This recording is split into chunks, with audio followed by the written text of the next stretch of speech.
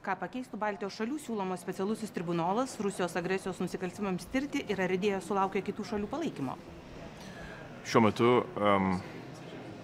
demokratinis pasaulis, vakarų pasaulis inicijavęs yra ne vieną tyrimą, kuriais yra tyriami karo nusikaltimai, Rusijos vykdomi karo nusikaltimai Ukrainoje. Tačiau ne vienas šiuo metu vykdomas tyrimas neapima, ko gero, paties svarbiausio nusikaltimo, tai nusikaltimo pačia agresija. Pats sienos kirtimo faktas, priimtas sprendimas kirsti sieną, užpulti kitą valstybę, užpulti savo kaimynę, jisai šiuo metu nėra niekaip nagrinėjamas. Ir tą nagrinėti, tą tirti turėtų specialusis tribunolas. Ir mes kartu su Latvija ir Estija siūlome tapti galbūt tokiu ir branduoliu, arba kad bent jau tas branduolys būtų Europos Sąjungoje. Tai papildytų šiandien vykstančius tyrimus, įrodymais būtų galima dalintis tarp jau vykstančių tyrimų, tačiau neatsakius į šį klausimą, kitų klausimų atsakymas vis dėlto yra tik tai išvestinis iš paties agresijos fakto, kurį mūsų nuomonė yra labai svarbu išsiaiškinti ir pasakyti, kas yra atsakingas už šį dabar vykdomą nusikaltimą. Diplomatijos vadovas Josefas Borelis teigia, kad ieškos konkrečių įrodymų, jog Iranas tikrai prisideda prie karo Ukrainoje. Kokių įrodymų reikia ir ko planuojama ieškoti? Taip išties šiandien diskusijoje buvo nemažai dėmesio skirta būtent paskutiniam atakom prieš civilius, kuriuos, kaip žinome, organizuoja Rusijos kariuomenė, naudodamasi iš Irano įsigytais koviniais bepiločiais lėktuvais ar bombomis. Diskusijos metu ponas Borelis išsakė nuomonę, kad reikia turėti labai aiškius ir nedvejotinus įrodymus, norint priskirti šį dronų naudojimą būtent Irano veiksmam.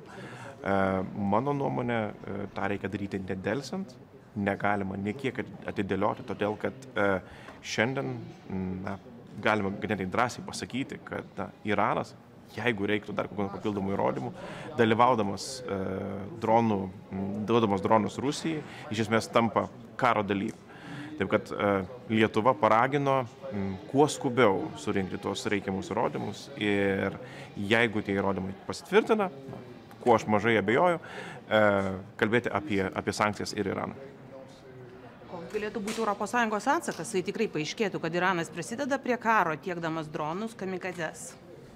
Aš mažai skirtumą matyčiau tokioje situacijoje tarp Baltarusijos, kuri padeda Rusijai kariauti prieš Ukrainą, suteikdama savo teritoriją, karinius poligonus, ginkluotę, dabar netgi ir tankus atrodo, nuo to, ką dabar daro Iranas, tiekdamas tokią reikšmingą ginkluotę Rusijai, kad jinai galėtų ją naudoti prieš Ukrainos civilius gyventojus. Manau, kad reikia po truputėlį ieškoti to lygybės ženklo tarp visų šiame kare dalyvaujančių aktorių. Ar buvo kalbama apie Starlinko finansavimą, ES prisidėjimą prie internetinio ryšio tiekimo Ukrainai? Taip, buvo tikrai tokia diskusija ir ponas Borelis iškėlė mintį, kad vis dėlto Starlink teikiamas internetas Ukrainai yra gyvybiškai svarbus ir palikti jį vieno asmens rankose, vieno asmens sprendimui gali būti šiek tiek per pavojinga.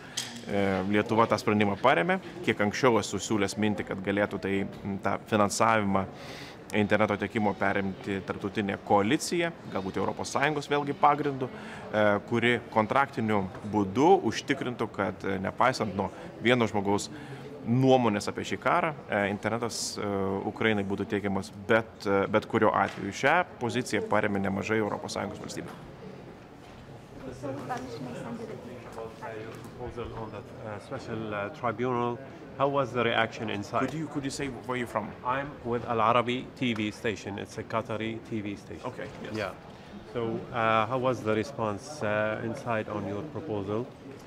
Well, it's an ongoing debate, and I'm very glad that not just Latvia and Estonia, all three Baltic states, voiced the proposal, but also many countries within the European Union around the table supported the idea.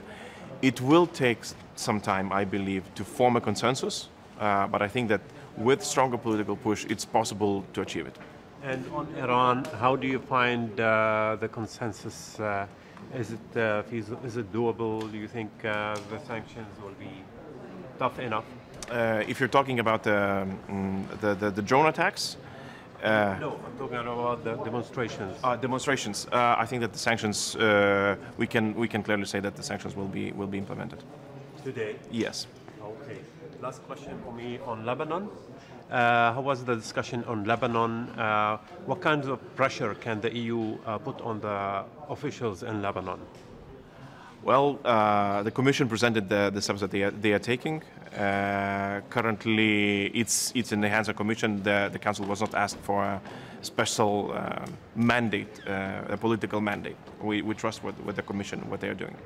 Thank you so much. Okay, thank you.